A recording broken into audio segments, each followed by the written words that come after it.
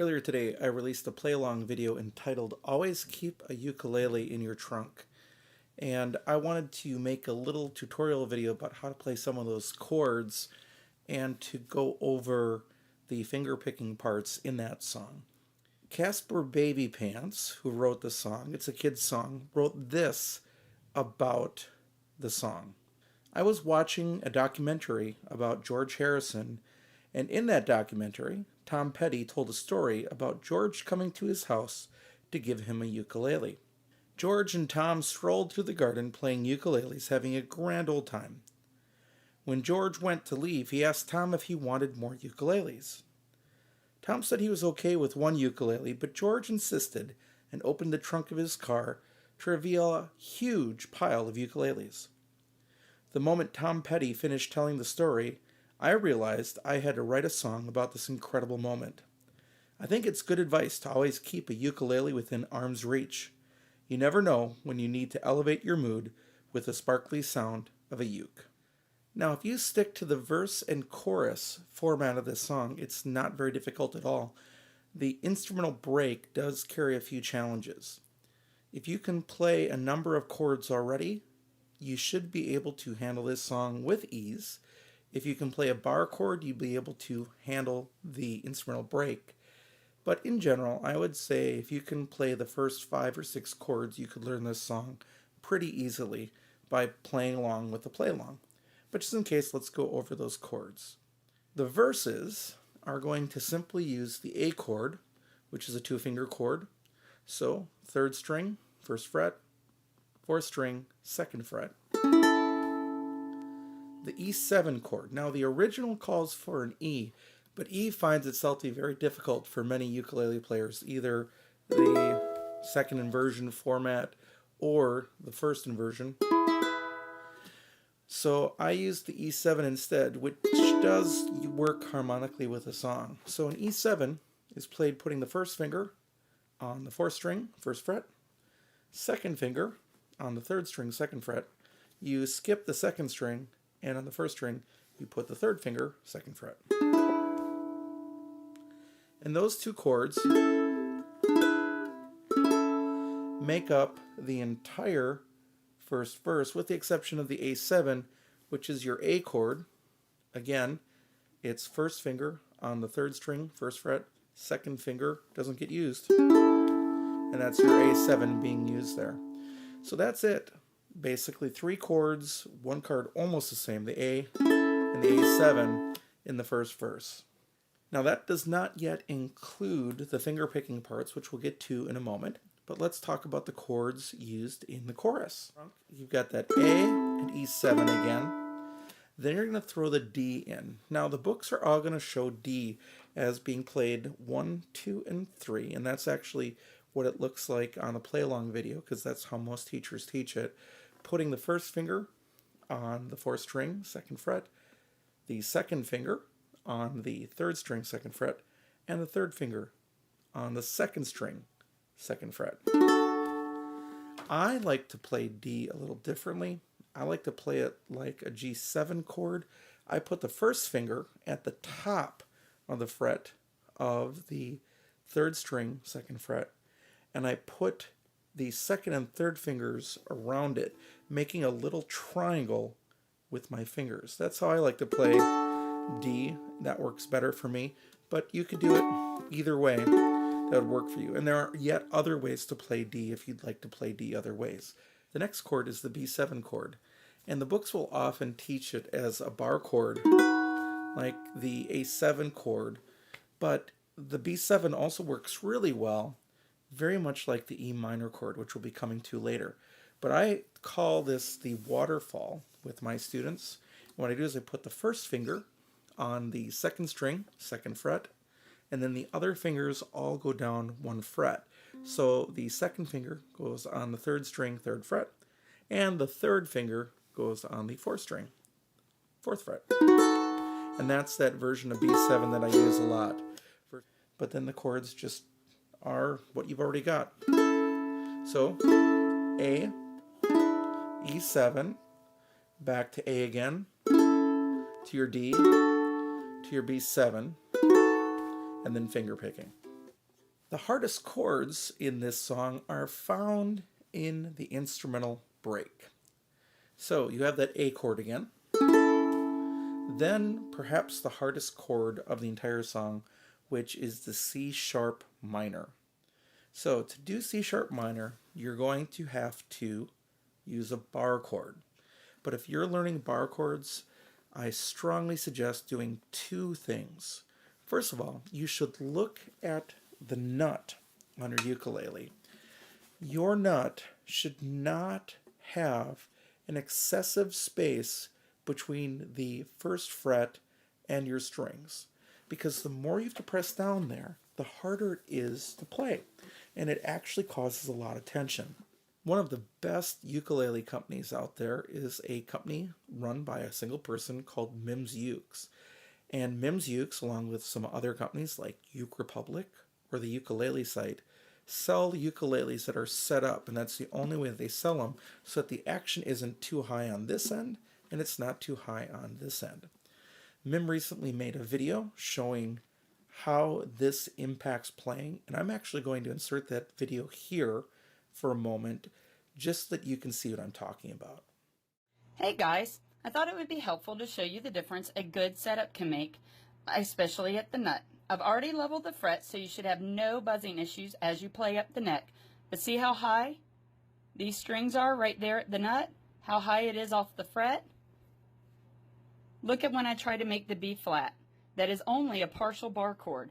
Look how red my thumb turns. It is a hitchhiker's thumb, that's why it bends back like that. Look at the redness in my fingers as I strain to press down, and I'm not overly pressing down. This is how I have to press in order to get a semi-clean sound from this chord. I just adjusted the action right here at the nut and a little bit at the saddle, so it's really great at the 12th. But the big thing is now you'll be able to make your bar chords with minimum pressing down. Look, before when I made the B flat, my finger was turning red. It was just really an impossible situation. So if your ukulele isn't set up properly, you can take it to an instrument repair shop, a luthier, who can work on that for you. But do expect that that costs a little bit of money to have done. You can also learn how to do it yourself, but you do need to be careful because what you cut often can't be put back onto your ukulele. Now, the second thing I want to say about bar chords is that if you do have an easier instrument to play bar chords on, a great way to practice it is just to practice bar chords without thinking of them as bar chords, and to use one single finger and use your fingers as a capo. And this I took from Mike Lynch, who passed away in January of 2018, but he had a great video where he talked about playing bar chords. And the real catch is to not get caught up in bar chords. With my students, I have them playing bar chords on the very first day without really talking about it, because I just want them to get used to the action and thinking about it. Now, I know some people will want to support a bar chord with a second finger. I don't like that because you're going to need those fingers to play other chords if you're going to do some other things. So if you can, try to develop the strength just with that finger and your thumb. So starting on the 5th fret, and the 5th fret usually has a dot on your ukulele. The 3rd may or may not, but the 5th usually does, and it may also have it on the side, which can help. Simply put your thumb behind the neck, okay? And again, probably bent thumb is better, but however it's going to work, just don't have your thumb hanging over the side for this. But then put your finger across all 4 strings as close as you can to the metal fret, and practice going up and down the fretboard without even worrying about it. That will give you practice. Then eventually you could add other fingers. So you could take your 2nd finger and play a 7th chord, because remember up here is C7, way up here. Well, if you do that way up here, you end up with a different 7th chord. You end up with F7 up here, but you could play 7th chords all the way down just as practice without getting caught up about it and worried about it. So again, that will eventually make playing chords like C sharp minor on using that bar chord a much easier process for you. So give that a try. The next chord is the hardest chord in the song. It's C sharp minor, which means you have to use a bar chord if you want to play the instrumental break. So you're going to make a bar chord all across the 4th fret, and you want to go as close to the middle fret as you can so you don't have to press down too hard. And then I'm going to use my 3rd finger on the 4th string 6th fret to make a minor chord. That's the C minor chord.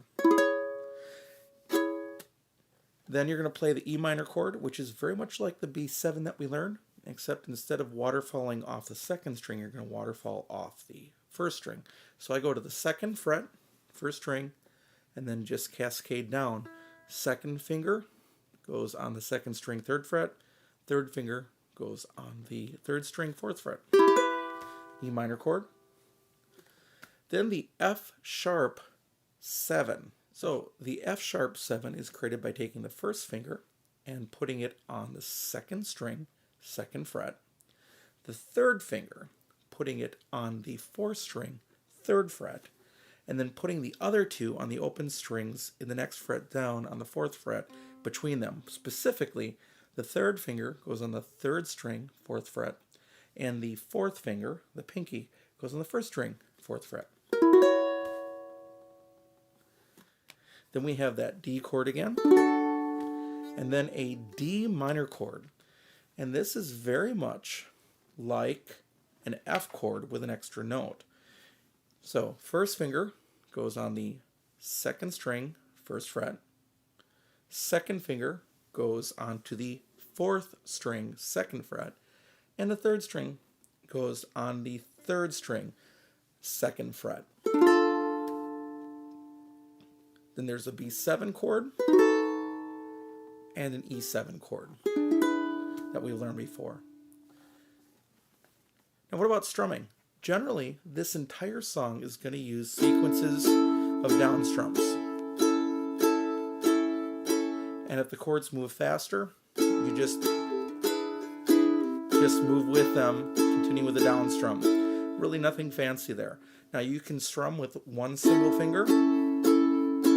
And generally, remember, you want to strum where the fretboard meets the body. That's going to keep it easy to strum. And think about playing to and through the fretboard. Don't press down too hard, but that'll give you good tone. Or you can use your thumb if you want to, too. It gives a little different flavor or a little different sound if you use your thumb versus your pointer finger. Now, if you're not using your pointer finger, you might want to consider doing so, because then you'll be able to strum faster down the road, because the thumb is never going to work that fast as it goes. Okay, let's do some finger picking then. Finger picking is generally using your thumb, although you can alternate between thumb, 1st finger, and 2nd finger, often is what's used in ukulele, and playing the tab or the notes that go in these little breaks. So the first finger picking exercise goes.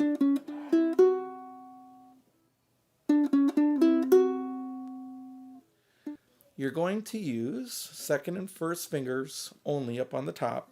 You can pluck the string with your thumb if you need to, down, and typically we move when we're finger picking down over the sound hole. Some people will plant with one finger while they push with their thumb. Other people like to float. That's all up to you at this point. So what you're going to do is play 3rd finger, 2nd fret, down to the 1st finger, back to the 2nd finger, move up a string to the 2nd string, open, and then the 2nd finger. So everything stays, and up here it's going to look like 2, 1, 2, open, 2. 2, 1, 2, open, 2. Just like that. And down here it's just going to be thumb, thumb, thumb, thumb, thumb, thumb, thumb, thumb, thumb, thumb, or thumb, thumb, thumb, first, first, thumb, thumb, thumb, first, first. Either one that you want to do. And the secret is to go slow and move it faster.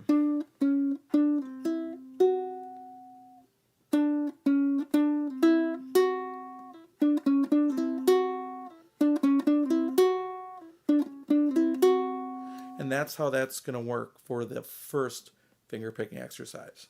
These second and third ones do a couple things differently than the first.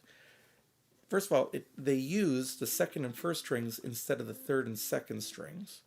And then second, they both have sort of a pickup. So they don't start on the beat. So you've got to be counting 1, 2, 3, 4, and 1, and 2, and 3, and 4, and 1. Or 1, 2, 3, 4, and 1, and 2, and 3, and 4, and. So they're both very similar. The third one doesn't actually finish the phrase, and it leaves you hanging in the song intentionally. So let's take a look at the second one. Now we're going to be on the second string. Traditionally, this will be played with your thumb going between the two strings. Or you can play it with your first finger and your second finger, assigning the first finger to string 2 and the second finger to string 1 if you want.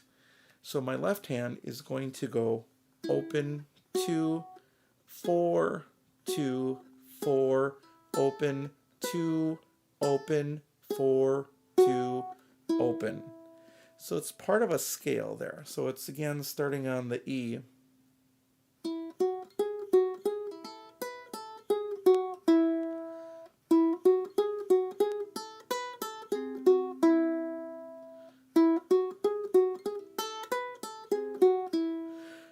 So we're going to go open 2, 4, open 2, 4. That's all on that second string. Open 2, 4. So open 2, 4, 2, 4. Then we go to the first string. Open 2, open 4, 2, open. So again, slowly, open 2, 4, 2, 4, open, then up on the first string, 2, open, 4, 2, open.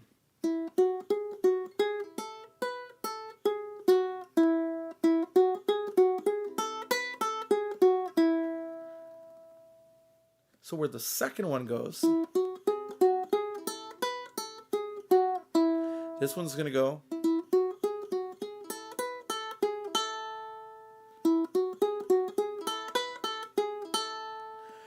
So you're going to start off the same as before. Open 2, 4, 2, 4.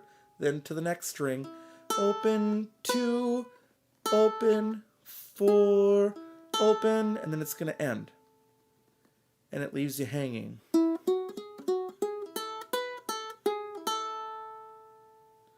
And you can leave it ring if you want to, but you're going to hear the big at the end on the recording. So let's do it slowly.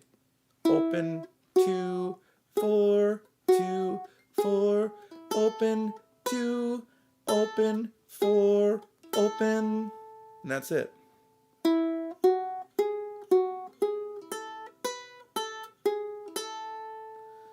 And it will slow down.